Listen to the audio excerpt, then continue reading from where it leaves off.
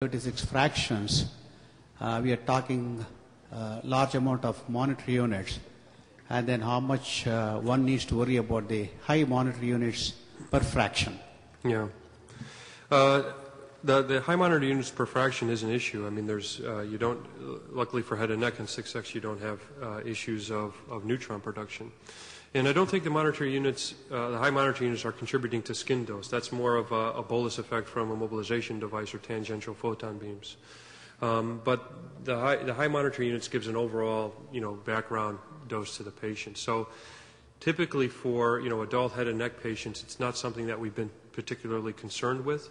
If we're treating a pediatric IMRT case in the head and neck, then we will pay attention to that, reducing the number of beams, but also paying attention that we keep the monitor units as low as possible, perhaps segmenting, only 5 intensity levels rather than 10 or something like that. But I can't give you any quantitative information on that. It's just something we keep in our mind as we're doing the IMRT plan.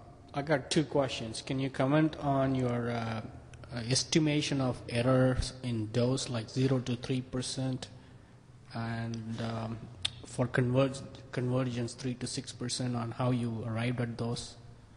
Yeah, that's taken from a publication from Robert Dry and Paul Keel, and that's again, if you download the presentation off the website, it'll have that reference in there that you can go see that. But they did a systematic study comparing pencil beam, convolution superposition, and Monte Carlo, and those data are from their publication. So that's where the 3% systematic error comes from, and where the 6% convergence error comes from. The second question is related to drawing of the contours. If you have a GTV and then CTV and then PTV, do you